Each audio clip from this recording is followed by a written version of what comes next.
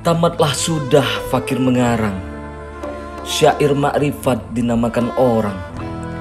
Jangan dibuat sembarang barang, harganya mahal mendapatnya jarang. Itulah pelajaran yang muda-muda, baik dihafalkan di dalam dada. Janganlah mabuk, gurau dan senda, siang dan malam tiada meledah.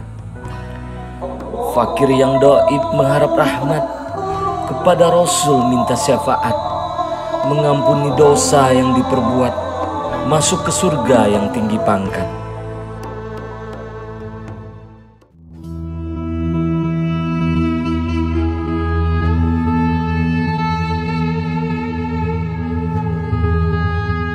Kenapa Sambas ini disebut Sambi Makkah? Karena dulu banyak guru-guru, ya, ulama-ulama yang berasal dari tanah suci menunaikan ibadah haji, kemudian belajar menuntut ilmu di sana, kembali ke Sambas mengajarkan ilmu yang mereka peroleh ketika mereka dari tanah suci. Dan banyak orang-orang dari luar belajar ke Sambas untuk menuntut ilmu agama. Yang kedua, mengapa disebut Serambi Makkah? Saya juga menilainya begini, Sambas ini kan adalah pintu pertama orang mau pergi haji. Ketika orang mau pergi haji, dia kan dulunya dari Sambas ini nanti singgah dulu ke Singapura kan, baru ke Aceh, baru ke ke India, ya. Setelah itu ke Hadramaut, setelah itu ke Jeddah, kemudian melakukan perjalanan darat menuju tanah suci ke Makkah. Nah, kenapa dia disebut Serambi Makkah? Yang kedua, penguatnya adalah karena pintu pertama untuk orang berangkat haji itu dulu untuk Kalimantan Barat, ya. Itu adalah salah satunya Sambas. Kalau orang Pontianak mungkin lewat pelabuhan Pontianak, tapi kalau ada orang-orang di sekitar Sambas di pantai utara ini, itu selalu melalui pantai Sambas, pelabuhan Sambas.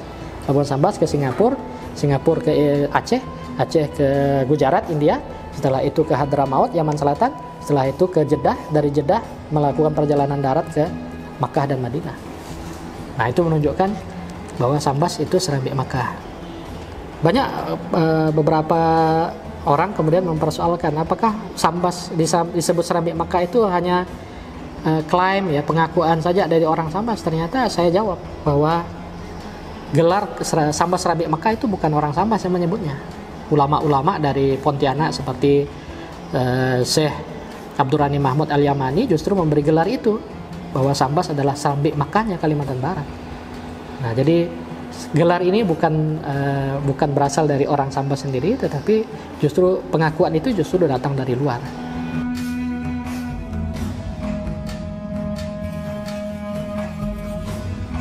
Hubungan dari Haji Muhammad Saleh pada masa Sultan Muhammad Safieddin II itu bahwa Haji Muhammad Saleh itu adalah merupakan guru pribadi daripada Sultan Muhammad Safieddin II.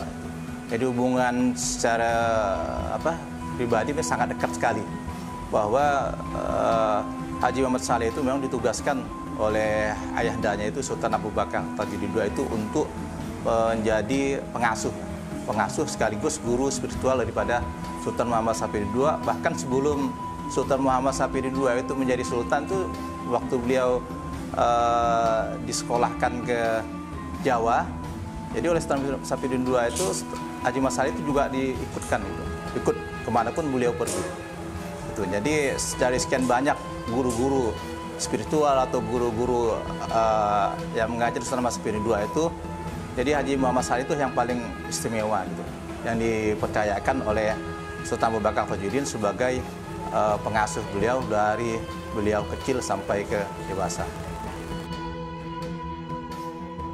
Beliau ini dari nasab beliau adalah keturunan ulama-ulama juga, yaitu dari yang bisa direkam jejak dari Imam Sulaitah, meninggal dan makamnya di daerah Kecamatan Tangaran. Ada Imam Sulaitah ini melahirkan Imam Ali Sayyah yang meninggal di Makkah. Kemudian Imam Hasan. Nah, Imam Hasan ini meninggal di daerah Sumbuak Segantong, yaitu di desa ini ada Karti dengan Pergi Parit. Kemudian ayahanda beliau Imam Abbas ini meninggal sewaktu terjadi perang antara kongsi tambang emas Cina di Menterado.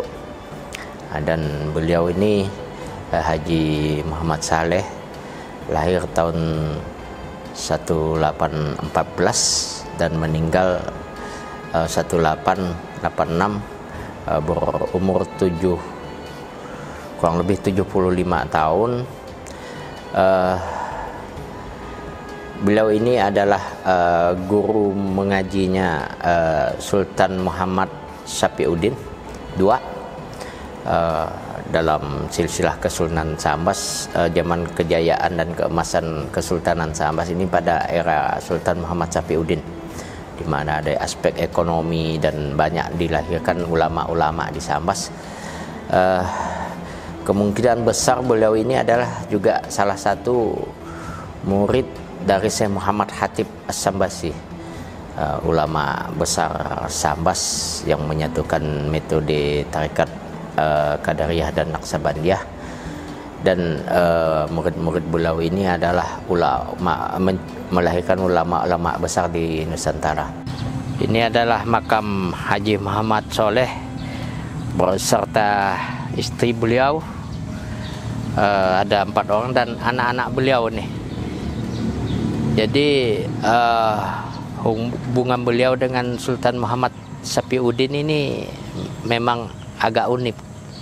Sebagai penghormatan guru beliau, maka anak cucu Haji Muhammad Saleh ini dibolehkan untuk dikuburkan sebelah kanan makam Sultan Muhammad Sapiuddin II. Ini adalah komplek istri dan anak cucu beliau sampai ke belakang. Jadi dari situ kita dapat tahu bahwa pendidikan awal jelas beliau peroleh dari orang tua beliau sendiri. Jadi orang tua beliau yang juga adalah seorang ulama. Haji Abbas itu adalah seorang ulama yang memang datang dari kampungnya di Tangaran sana. Jadi Tangaran itu salah satu kecamatan di Teluk Keramat ya. Nah, jadi di Teluk Keramat, kemudian hijrah ke kota Sambas, kota kerajaan, ibu kota kerajaan lah di zaman itu. Nah, beliau karena seorang ulama, maka ilmu yang pertama beliau peroleh ya, anaknya peroleh ya tentu dari Haji Abbas itu sendiri. Nah, kemudian beliau melanjutkan pendidikan kan. Jadi zaman itu orang pergi ke Makkah bukan hanya untuk menunaikan ibadah haji, tapi juga bermukim di sana bertahun-tahun gitu ya. Nah, dari bertahun-tahun itu beliau menuntut ilmu ya, dengan ulama-ulama. Sayangnya sampai hari ini memang kita belum dapat siapa saja data ya guru-guru beliau itu. Nah, jadi namun yang jelas kalau kita lihat dari keulamaan beliau ini, beliau jelas berguru dengan guru-guru yang besar ya di Tanah Suci, sehingga akhirnya beliau kembali lagi ke Sambas gitu ya. Dan kemudian diangkat menjadi guru dari Sultan Sambas yang ke-13, yaitu Sultan Muhammad Sapiuddin II. Nah, ini menunjukkan di samping beliau ini menuntut ilmu, ya bukti dari keilmuan beliau itu kan beliau sempat menulis karya ini. Kalau kita lihat tarikh ya, tahun dari 1854, itu kan lebih kurang artinya setahun sebelum beliau dengan Sultan Sapiuddin II itu berangkat ke Jawa Barat. Ya, untuk Sultan Sapiuddin ini menuntut ilmu ya. Waktu itu masih belum jadi sultan, masih jadi raden calon inilah putra mahkota gitu ya. Nah, itu belajar di Jawa Barat selama 6 tahun ya. 1855 beliau berangkat, 1861 kan kembali lagi ke Sambas. Nah, selama perjalanan ini kan beliau didampingi oleh Muhammad Saleh. Saya menduga memang karya ini ya, karya Aqidatul Awam dan Syair Ma'rifat ini merupakan salah satu referensi yang digunakan oleh beliau untuk mengajarkan Islam, mengajarkan tauhid, mengajarkan adab ya kepada Sultan Muhammad Sapiuddin II. Nah, jadi kalau kita lihat rekam jejaknya begitu. Jadi cuma sayang dari perjalanan hidup Haji Muhammad Saleh ini untuk tidak meninggalkan dokumen gitu berupa foto beliau bersama Sultan. Kan mungkin status beliau hanya sebagai guru pribadi beliau, sehingga pada waktu itu foto itu hanya untuk para pembesar. Bahwa untuk diketahui foto itu masuk ke Sambas itu tahun 1867 setahun setelah Sultan Muhammad Sapiuddin II itu diangkat menjadi sultan. Jadi foto-foto sultan yang ada sekarang yang paling tua itu ada foto Sultan Muhammad Sapiuddin II pada berusia 26 tahun, setahun setelah beliau diangkat menjadi sultan.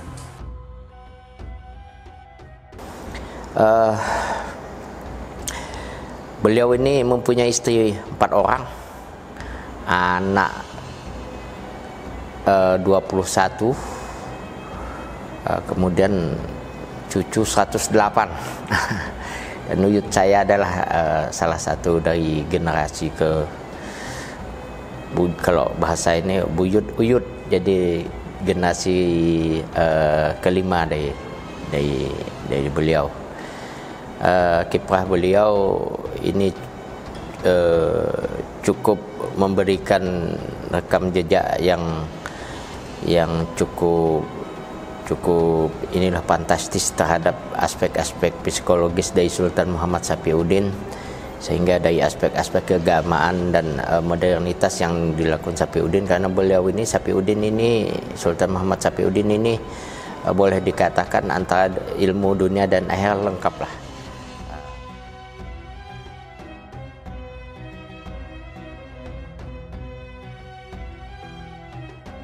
Dulu ini adalah rumah Haji Muhammad Saleh, sekaligus tempat beliau mengaji. Jadi alhamdulillah niat kita dikabulkan Allah Subhanahu wa taala. Nah, dan kita lihat di depan itu kan adalah situs sejarah Kertak Asam yang sudah berusia hampir 100 tahun. Ini adalah Surau Haji Muhammad Saleh yang dibangun oleh keturunan beliau, dan ini adalah merupakan wakaf dari anak cucu beliau, keturunan dan zuriat beliau, sebagai suatu peringatan lah supaya anak cucu mengingat siapa datuk ataupun keturunan mereka.